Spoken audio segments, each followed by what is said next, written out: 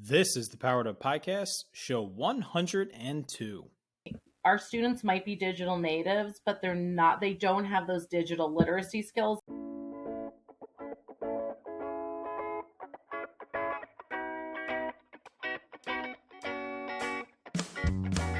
Welcome to a real-world education with insight and advice from teachers in the game, where current and former educators reveal what truly sets apart the great teachers and what it takes to make a positive impact on students. Whether you're in pre-service learning, new to the game, or a seasoned veteran, this is the show for you. You'll leave feeling inspired to take action because we are powering education by empowering you.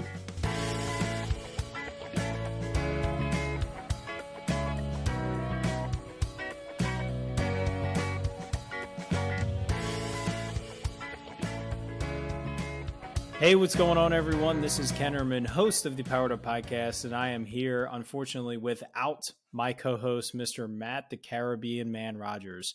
I am happy to say we are recording this over the coveted holiday break, and I'm so proud, so happy. Matt and his wife, they took off and they headed for the Caribbean. So he is enjoying some fun in the sun while I am here in my cold, damp, dreary basement. But I had an amazing conversation tonight, so I'm fired up and feeling just as warm as I'm sure he is in the Caribbean. You know, holiday break, winter break, whatever we call it, it's such a great time to reflect, to rest, to unplug, to remove ourselves from the daily grind of teaching. I've been having an amazing break. I have young kids. Christmas was a blast. My wife and I have been able to spend a lot of quality time together. So it's a great opportunity for us to reset and to get ready to move on into the new year as we go through at least if you live in the Northeast, the cold, dreary and dark months of January and February, and what always seems like the longest month ever in teaching, the month of March. So tonight we had an amazing guest, Debbie Tannenbaum. She's a great educator. She's from pretty close to me in Northern Virginia. We talk a lot about technology. We talk a lot about how it has and can and will impact instruction and where it fits in the grand scheme of education. And we were both very much on the same page, even though I played a little bit of devil's advocate of technology being a tool to facilitate different learning, technology being a tool to facilitate more powerful learning, technology being a tool to facilitate more engaging learning with our students, and how we can allow them to serve the role of creators in the classroom versus consumers. So this is a great conversation, a lot of instructional tips, a lot of great resources that she shares, and a lot of things for our audience, K-12, to take away to think about how we're approaching instruction in our classroom and where technology fits in the way we're approaching that instruction. So thank you again for tuning in. Thank you again for listening to us, being a podcast subscriber. If you are not, please do so. Please consider leaving us an Apple and a Spotify review. It's a great way for us to help be found by new educators looking to hear the amazing conversations that we get week in and week out. So we'll hear real quick from our Teach Better Network, and then we'll jump right in with Debbie Tannenbaum. This podcast is a proud member of the Teach Better Podcast Network. Better today, better tomorrow, and the podcast to get you there. You can find out more at teachbetter.com/podcasts. Now let's get back to the episode.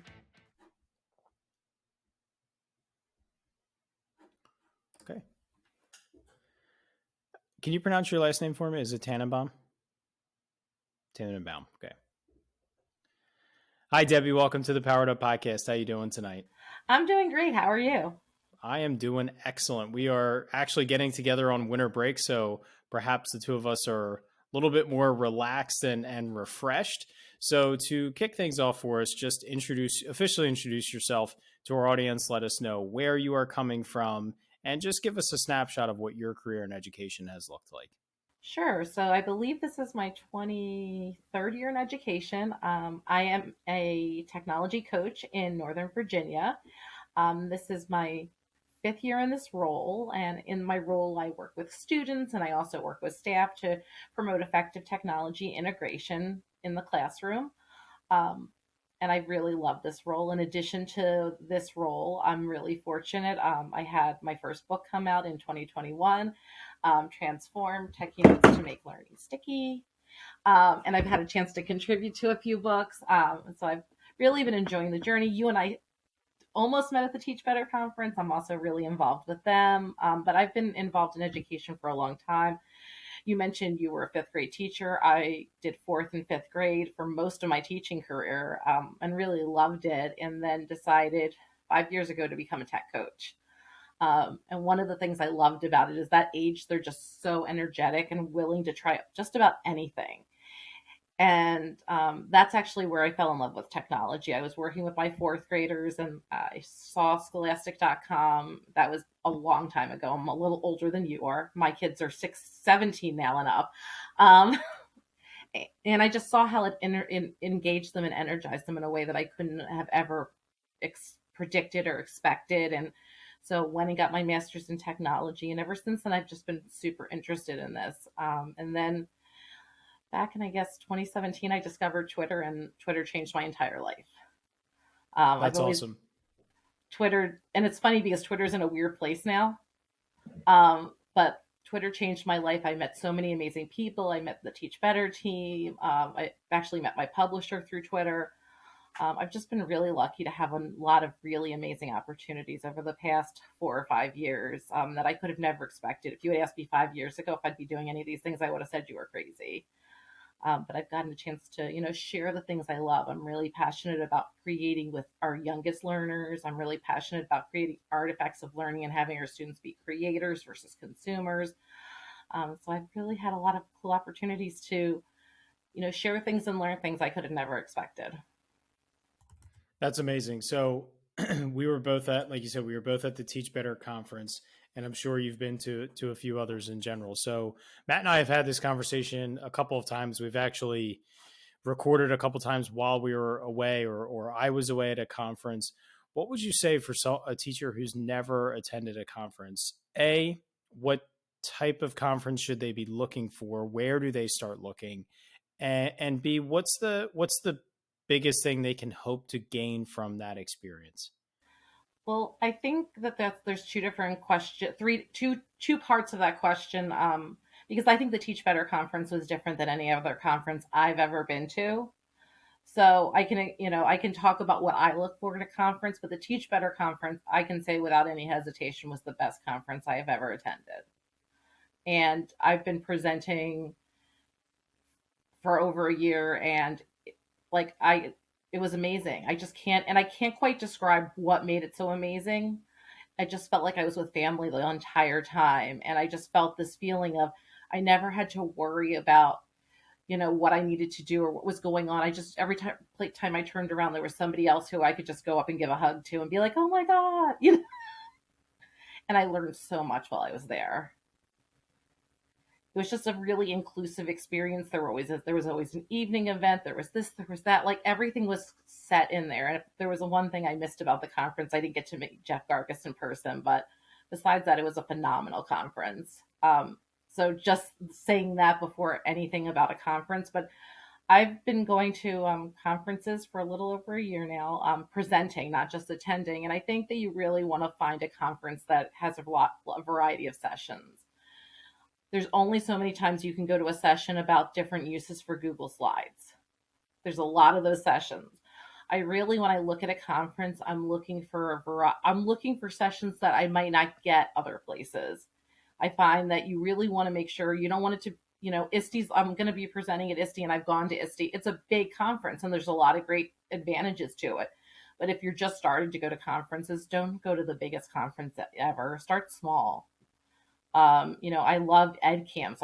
We haven't really started to redo ed camps in my area, but ed camps where you go and you put what you want to learn about, and then you get to choose what you're learning about, and building those relationships is so key. Because if you go to a big conference, it can be so overwhelming. First of all, it's hard to find where you're going. And then second of all, it's like you feel like everybody knows each other, and maybe you don't feel that way.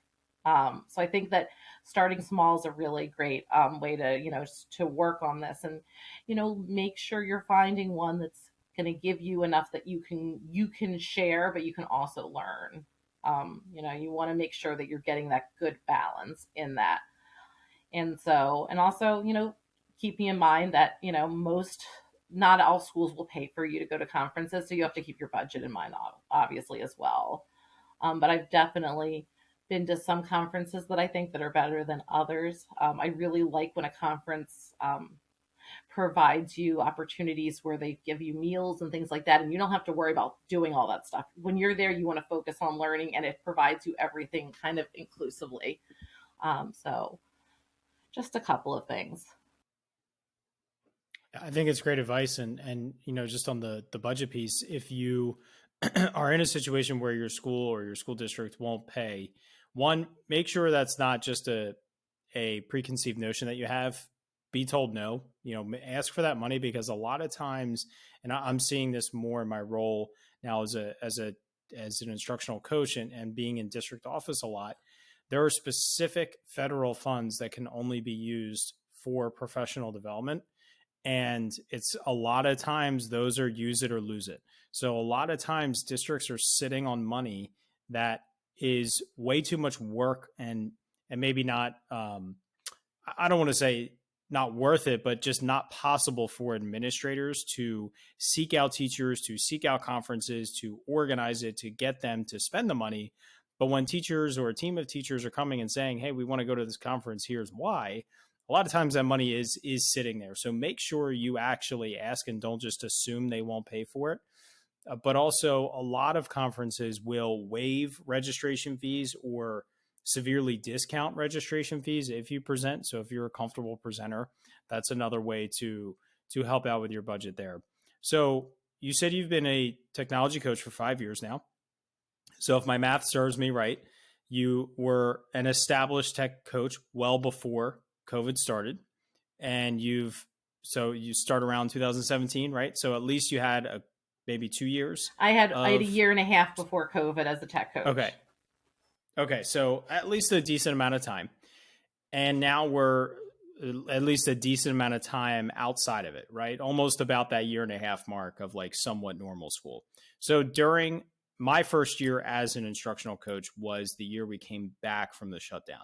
So that was just a year of triage. It was purely triage, just doing anything possible to help our teachers survive. Okay, so now we're a little bit outside of that.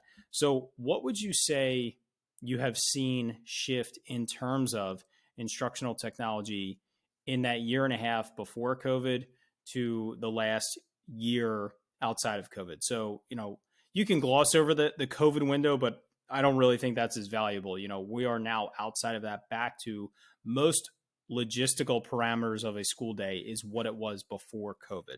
So how have you seen instructional technology shift for the positive and also maybe for the negative?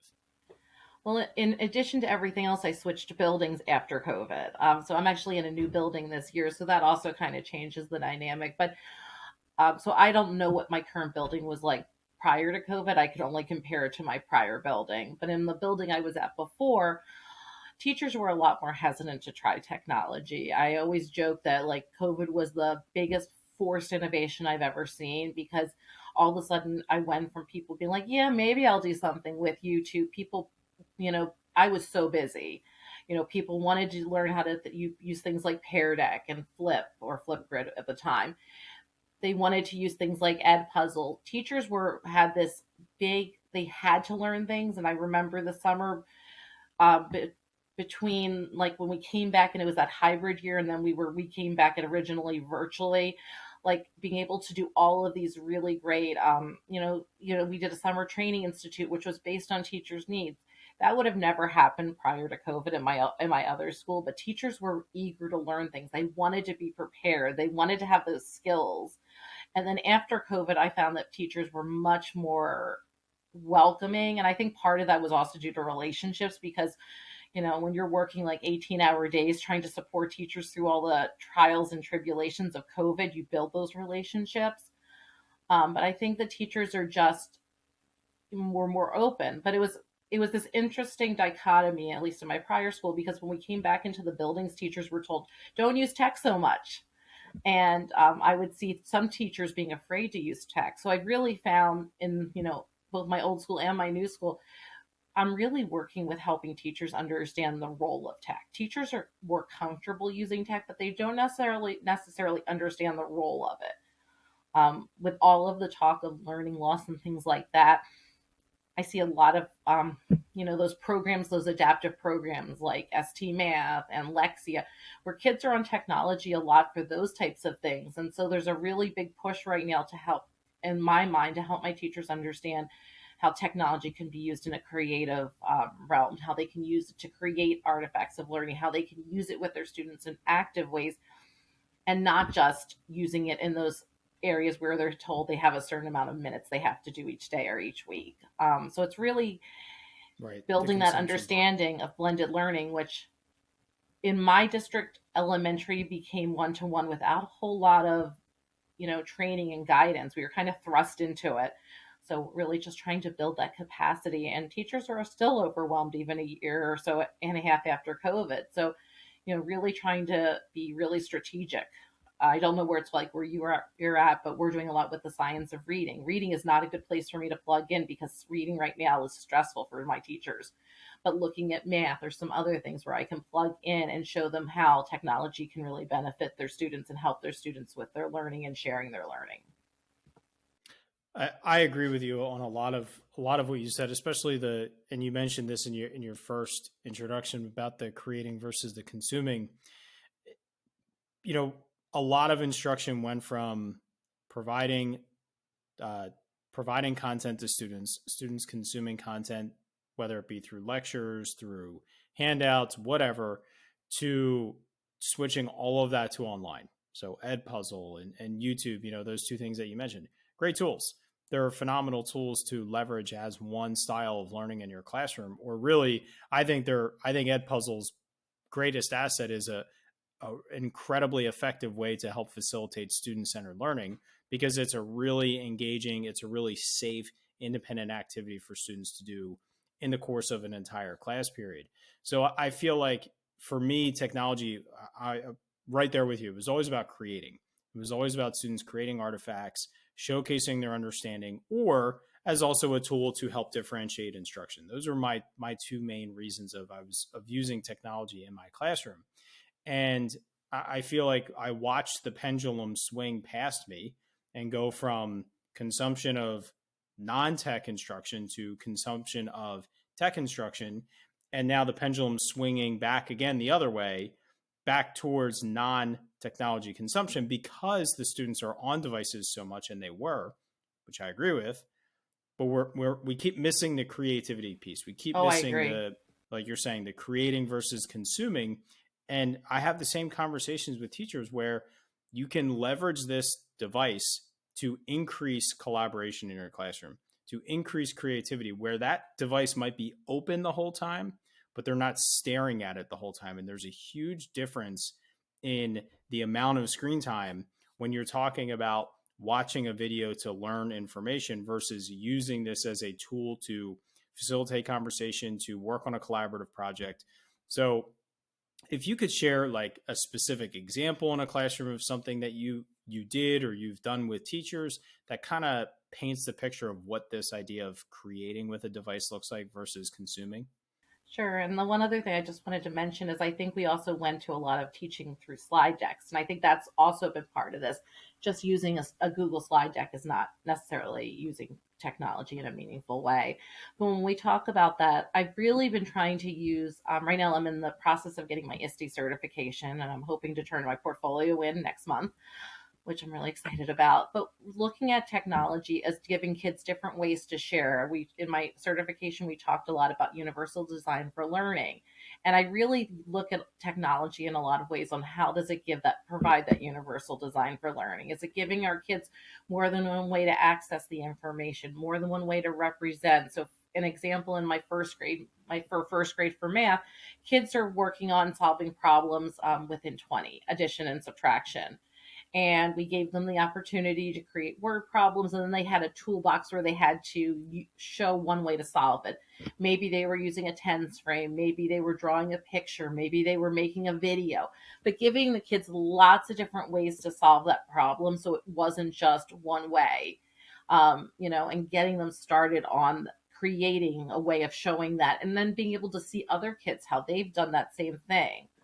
It's just one example of my same first graders then made t-shirts where they represented what they had learned about Virginia using those same tools, but giving our kids tools where they really have a variety of choices. I used to talk about my magic 5, but now we have speech to text, so it's kind of like 6.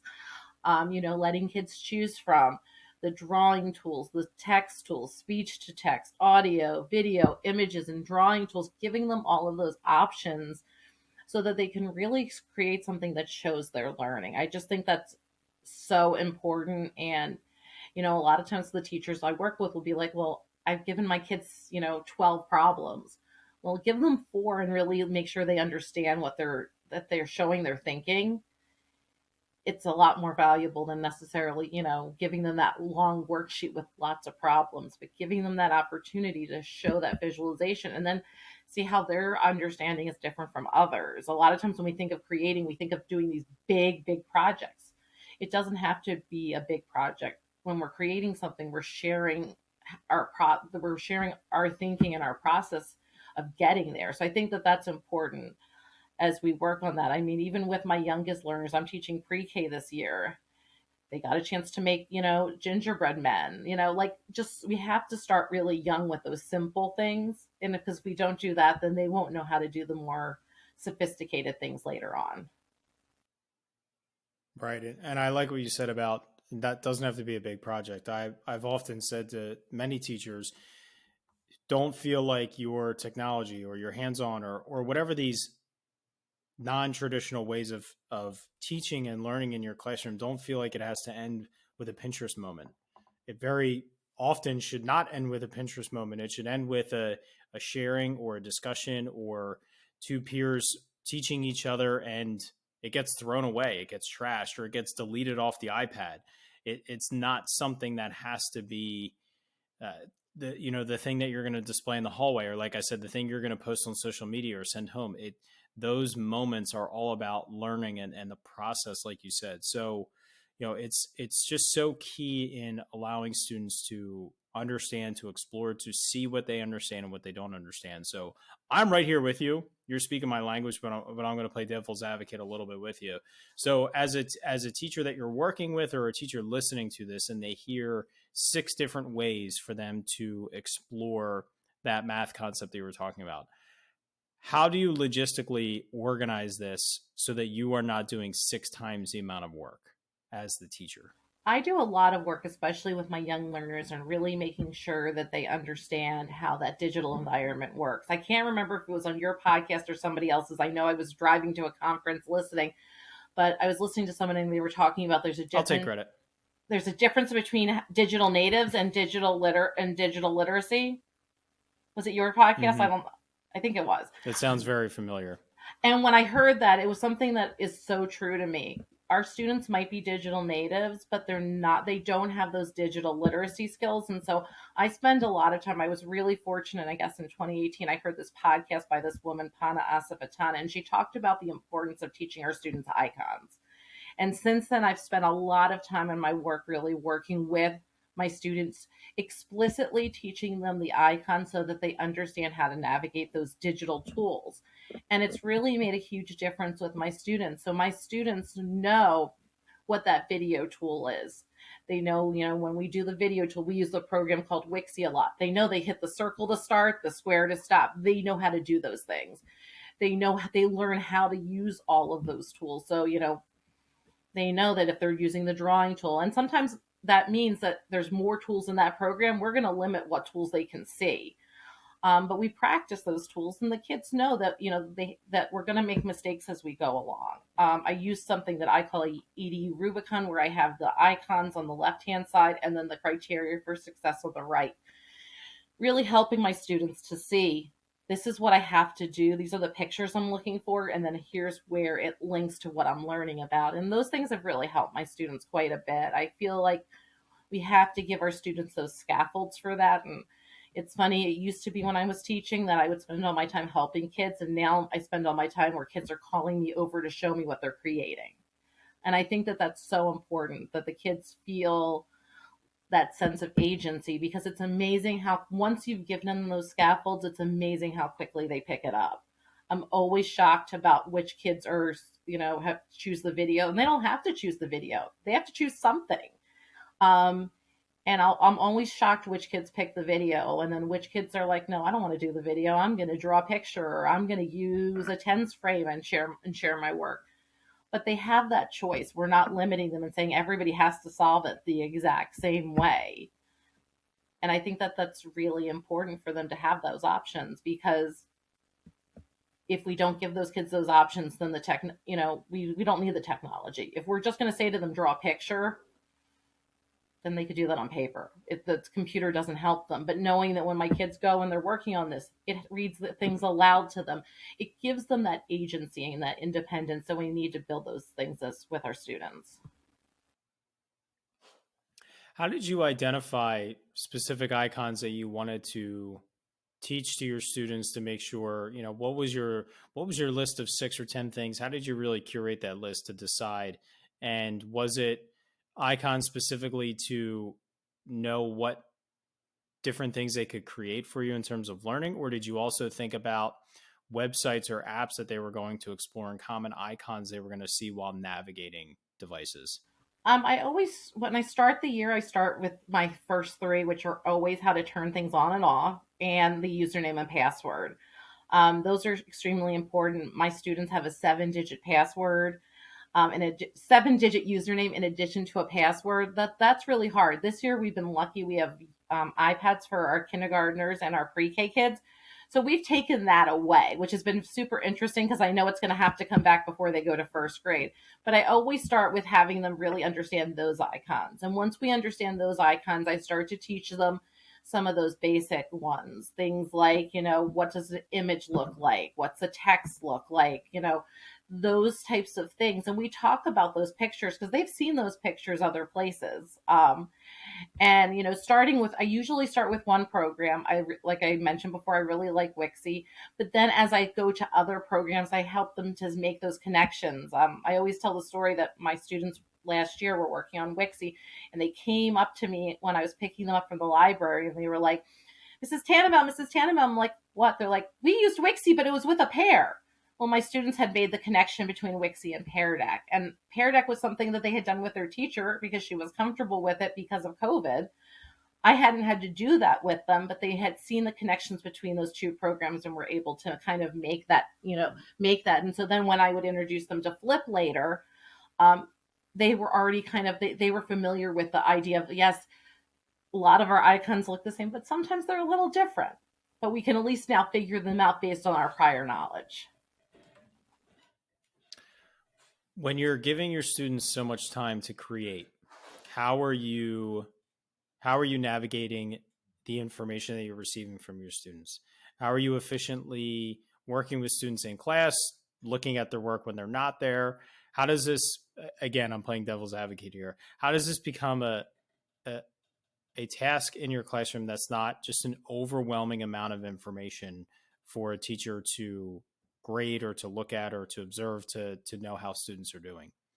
Well, right now I'm a tech coach, so I go into classrooms. And I do some on the master schedule, but I find by doing these things, it actually gives me more time, because the time that I'm with my students in the classroom, I'm able to really work with them. I'm able to ask them questions. I'm able to pull them aside if I need to and give them advice. But I'm also then able to go and look at their products later and give them feedback, whether it's written feedback or whether I make a video, for them. But it actually gives me more time, because I don't have to worry about, everything, like, checking things while I'm with them. I'm really looking and watching them as I'm working with them. I'm giving them that feedback. And then when I look at it later, with almost every program I use, there's a way for me to go back later and really spend that time and listen to them, or see what they've created and give them that feedback. So to me, and it's not that, I'm not expecting the teachers that I work with to do the creating all the time. My goal is when I come in there, I'm helping them. My goal is to take something that might be a little overwhelming for a teacher to begin with, and to be like, okay, let's try this together. And, a lot of 2 of the teachers I'm working with this year on their professional personal learning plans. One's an ESOL teacher and one's a first grade teacher. Well, we're really targeting that use of technology in specific ways. The first grade teacher, she's really targeting to use it for differentiation and to make sure she reaches and engages her students versus, or excuse me, the ESOL teachers looking at ways that she can really help her English language learners engage in different ways. And so we're able to use a lot of those same tools, but for very different purposes. And I think that when I look at technology, I never look at what's everything you can do, but what's one thing that the technology can help you do that you couldn't do without it. I never look at it as what's everything. It's what's that one thing. And then once that one thing you figured it out, go to another thing, or maybe find a different way to do it. But we want to get our students trying those things because they say that 67% of the jobs that our kids are gonna have when they grow up don't exist. Our kids need to be problem solvers, problem finders. And so when we give them that agency, we're doing that even at younger ages. Absolutely. And that's a question I often get from teachers. And my first question is, do you provide feedback and grade every single thing that they do in your classroom, even if it's just all worksheets? And if a teacher tells me yes, my first response is you need to stop doing that. Right. That's too much. Because that is just insane. It's not worth your time. It's not beneficial to anyone. And a phrase I would commonly use with my students is I would let them know when you're doing an activity, it's either for you or for me. If it's for you, it's for you to explore your learning. It's for you to explore your knowledge or your skill level on what we're working for. And I can't promise you I'm going to provide you feedback because a lot of times that's just for you to have time to practice. If you want feedback, I'll give it to you. If it's for me, the teacher, I am going to give you feedback because now that's a hard checkpoint for me. I want to see, do you understand this? Are you progressing in the way that I'm looking for? But the other piece with that, when you're facilitating an environment like this, a lot of times you reference kids making videos. A lot of times you can listen to the student while they make their video. And so you never actually have to go back and watch that. True, yeah. You witnessed their thinking or their explanation of what they're learning in the moment. And that video is a artifact. Absolutely. But you don't need to watch it. You already heard it. Yeah. And so one of my best tools in facilitating a very independent based environment like this was constantly having a roster on a clipboard, on my iPad, on something. So I could just check off a name if I heard the student explaining how to add fractions the right way. If that was if they had choices of different ways to do it. So a lot of times I would already know half of my class before the class period was over because I'm just witnessing it in real time. Even if they're making that video and it's the first take of 5 takes, if I hear them explaining it in a somewhat coherent fashion, I'm like, okay, they've got it. I don't need to see their finished product. And I also think that, a lot of times our kids can get caught up in that whole idea of video and recording and trying to make it perfect. And I tell the kids, don't worry about making it perfect. Your goal is to get your ideas down. And it's okay if it's noisy in the background because nobody's listening to what you're saying except for you. And, and it's really powerful when then you're sharing something, whether, it's with another educator, or you're having an IEP meeting or you're talking about kids and you can share their own words. That really showed that's a powerful piece versus just saying, okay, well, here's a piece of paper that has their writing on it. And not all kids want to be in videos, and that's okay too. I have many kids who, when it comes to videos, they don't want that. Well, then we have an audio option. So we have different options of what they can do. But this way we're at least giving them those choices for that. And I just, I think that's just really important because, some kids are not going to respond the same way if you ask them to write as if you ask them to do one of these other ways. It's just the reality of anyone.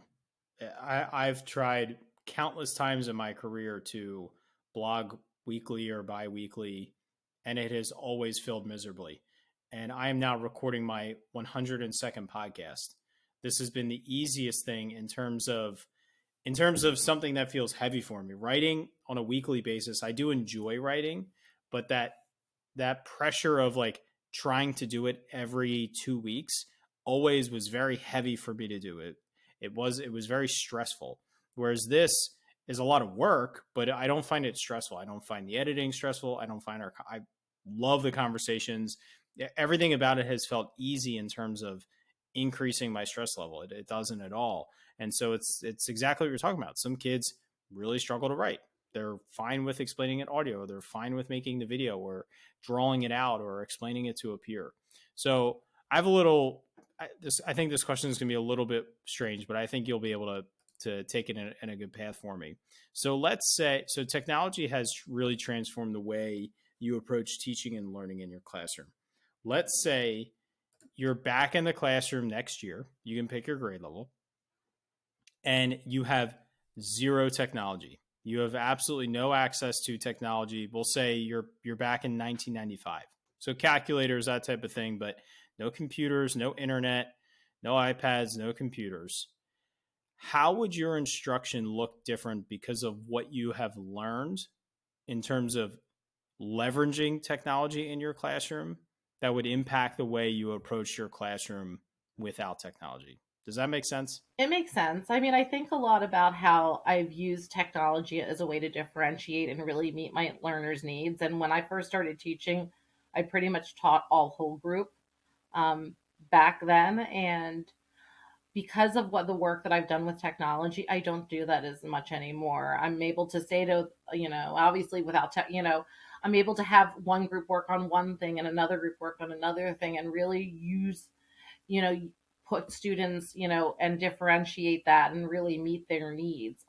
So to me, even without the technology, using that whole idea of, blended learning where you're giving kids a variety of experiences to help them learn, I think would be would probably be how I would approach that. But I also think, technology is a tool to help you do something. So if you didn't have a computer or a tablet or an iPad, there's still other tools students could use, and looking at what are different ways students could show their learning without necessarily technology, and really building on that. Is that kind of what you were looking for?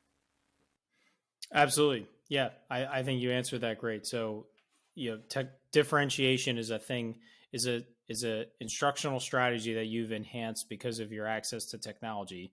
And so it might not look as good, it might not be as efficient, but it would be something that you would really focus on.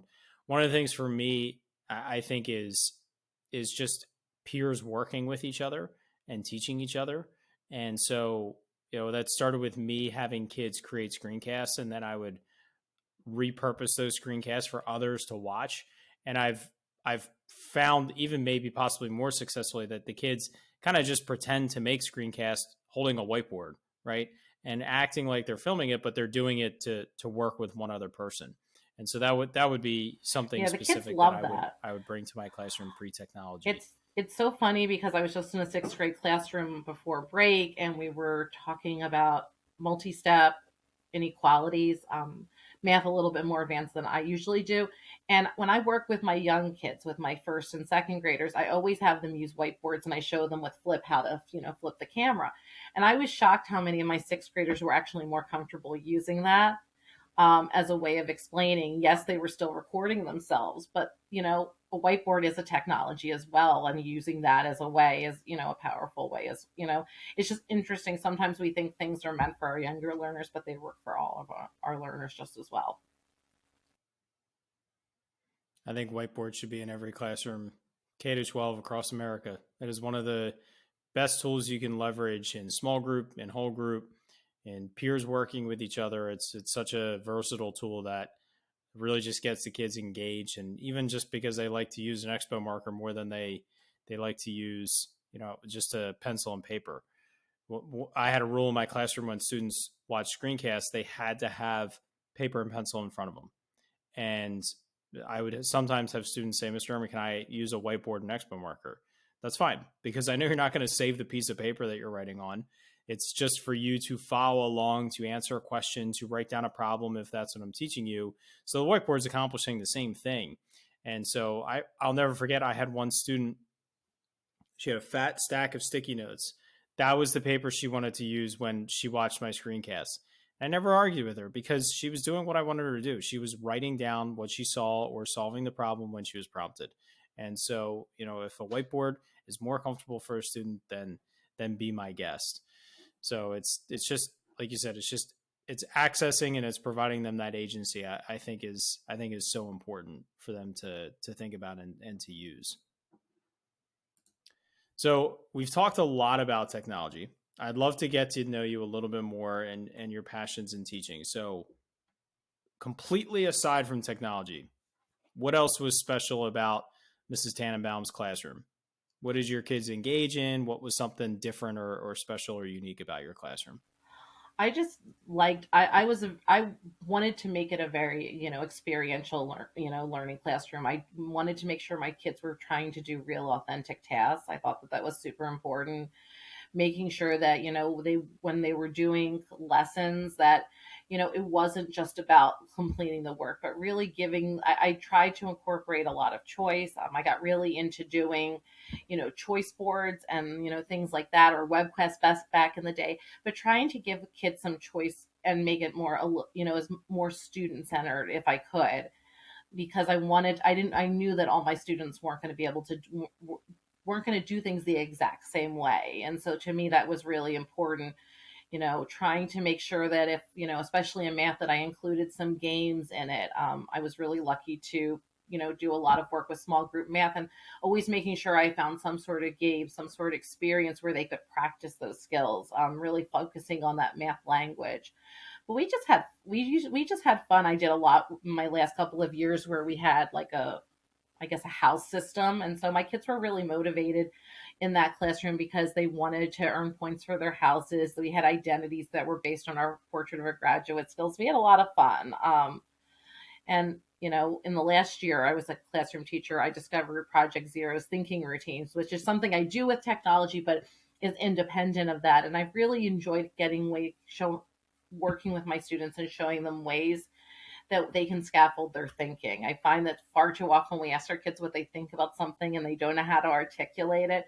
And when I started doing more work with Project Zero, and I still do that now, giving my students scaffolds to help them reveal their thinking was super powerful and helped my students to have agency in a way that I couldn't have expected. And it also made me realize, even though I was trying to have a student-centered classroom, sometimes I was still rescuing kids even if I didn't mean to. And so it's made me much more purposeful on how I help students to get them to share thinking.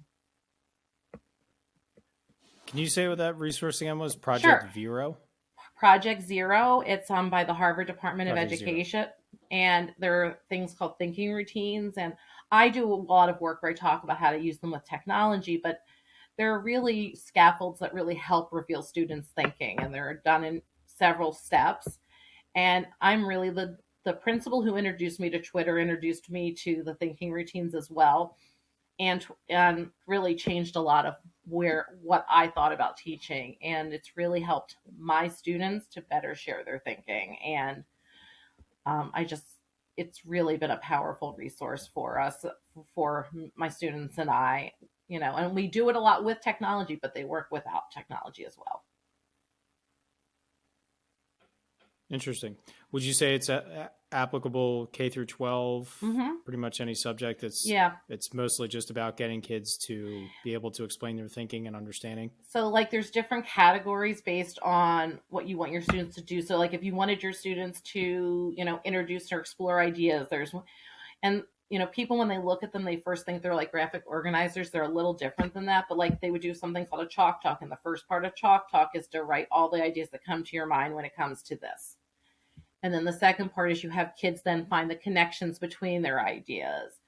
And so it's really creating these artifacts of thinking that incorporate everyone in the class. And then lastly, after they look at that artifact, they're like, oh, well, what questions do we still have? There's one that I use a lot that talks about, how when kids are, learning something, how does this connect to what you know? It's called a connect, extend, challenge. How does this extend or add to what you know? And then finally, what still challenges you? And so these thinking routines really help our students to develop these habits of behavior as they're working. And it's been really powerful for my students. And the more they practice them, the better they get. I always start with one or two, get the kids really good at them, and then we're able to build. But when I give PD to adults, I now use them as my way of scaffolding the different sections of my professional development, because far too often we go to PD and the person talks to us for an hour, we never get a chance to process any of it. So I feel like it's also helped me in my role as a coach to, say, okay, we've done this part. Okay, here's this thinking routine to help you process it before we move on to the next piece. So it's it's been good for me both as a teacher and as a person giving professional development to teachers as well. Very interesting. I wrote that down. It's going to be in our show notes, but I wrote that down for myself because I want to look into that. I can always send you the link because the website's really cool. Awesome. Yeah, that would be great. Please do that. So I don't want to cut this conversation off, but I want to jump into our exit ticket, which is the same 4 questions we ask every guest every week. So question number 1, what is the best thing a teacher can do to make a student's school experience better? It's all about relationships. Getting to know our students, really building that relationship is the most important thing you can do. Without it, hands down. If you don't know your students, you can't really meet them where they're at.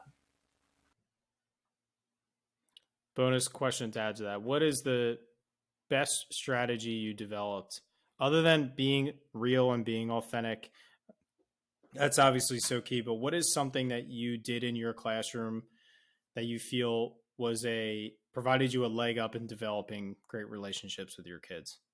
I know it's going to sound silly, but one of the things I learned early on was the importance of greeting our students and when they come in the classroom. And I believe that when I greeted my students in the classroom and they got a choice on how they greeted me, and I could kind of get a gauge of how they were walking in my classroom and check in with them, that really changed things for the whole day. And that was one of the things that I wasn't a classroom teacher at the point that during COVID was really hard, but like giving our kids that opportunity to just get that individual greeting, realizing that they're coming into my room, they're part of our community. And a lot of times then it would give me that opportunity to say, okay, I got to touch base with this kid later.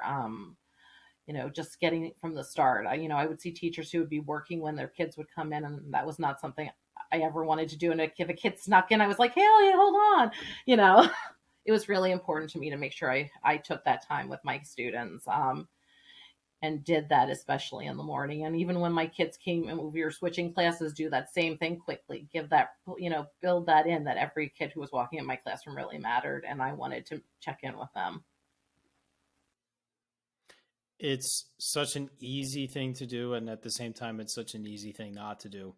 It's so easy to get distracted, get stressed, feel like you have 1,000 things to do and to let that slip out. But it really is so important. Greeting them, whether it's just saying good morning to them, saying their name, having some sort of high five or a routine. Like it doesn't even have to be that extreme. Just being there, looking them in the eyes and saying good morning and their name or good afternoon and their name.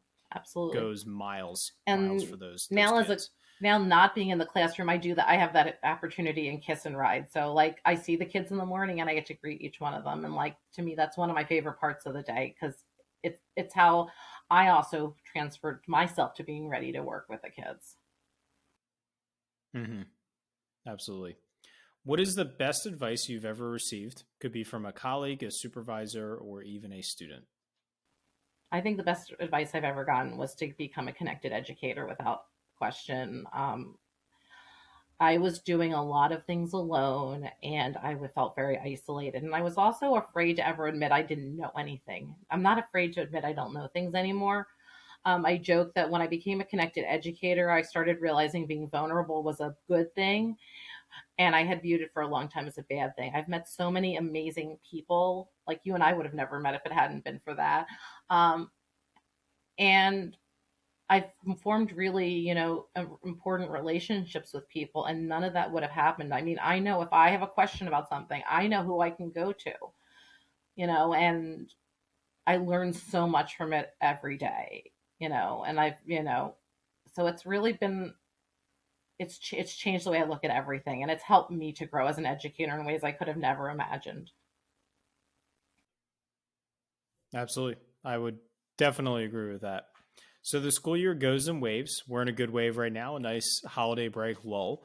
But there are days and weeks where we're struggling to survive. We're very stressed. Maybe it's conferences, report cards, the approach of state testing.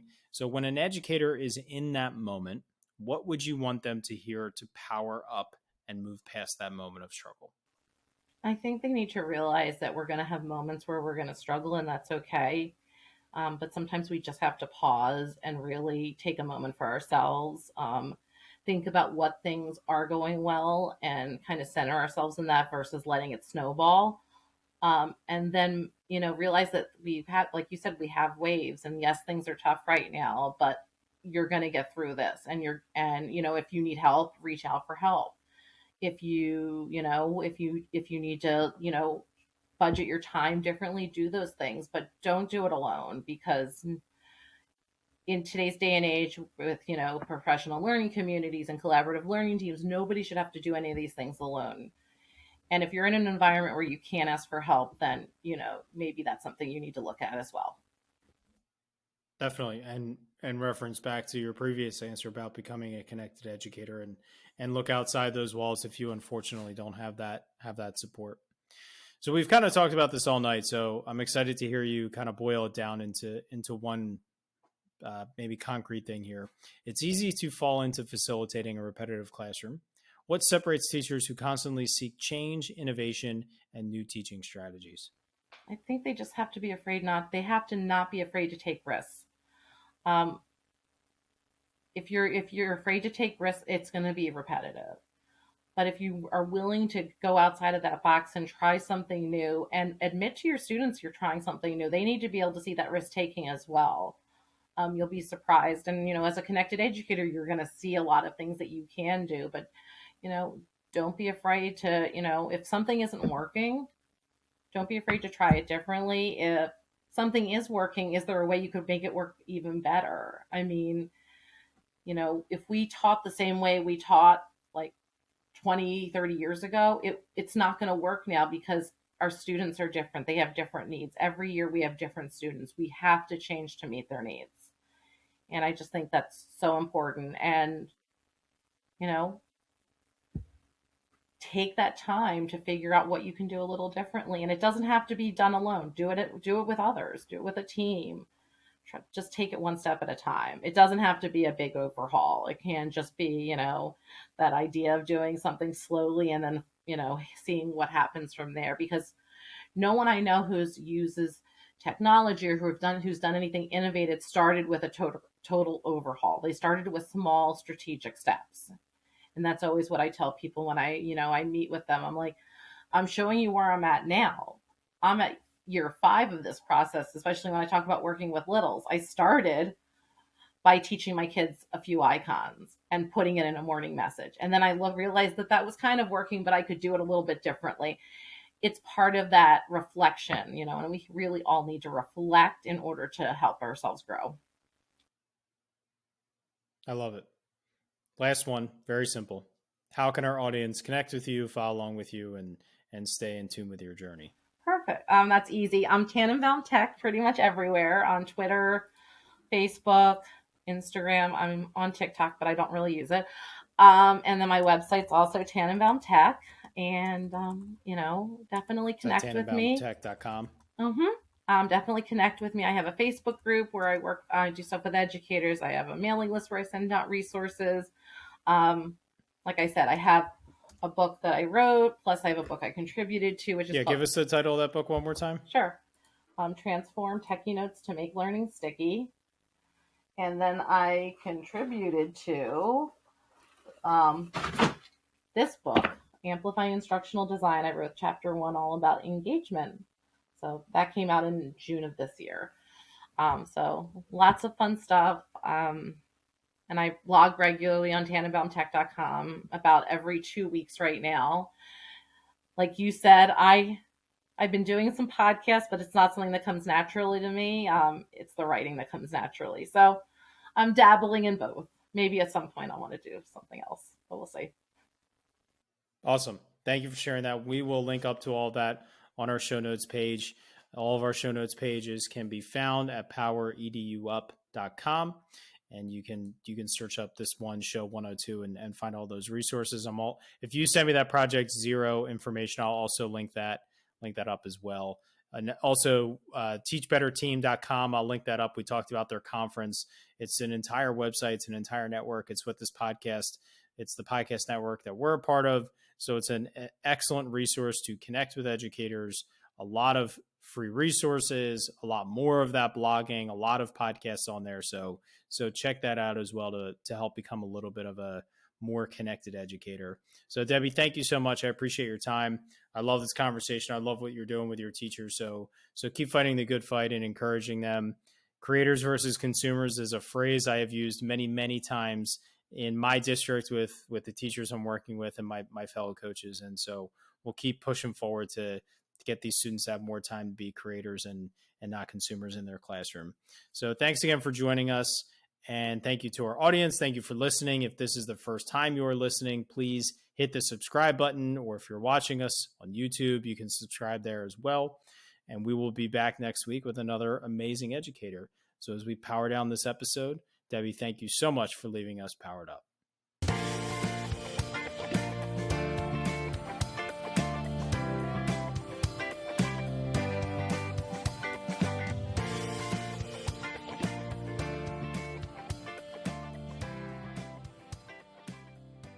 Thank you so much for listening to this podcast. If you haven't already, please subscribe on whichever platform you're listening to or watching us on YouTube. Each week, we get to talk to amazing educators who are making a positive impact on the lives of students, their colleagues, administrators, and education as a whole. It's been such a privilege every week to be able to talk to these incredible individuals, learn from them, grow with them, and better myself and all of education through these conversations. If you haven't already, please consider sharing this with a colleague, someone who can benefit and be powered up from the experience of listening to these incredible conversations. Because of Powered Up, we are powering education by empowering you.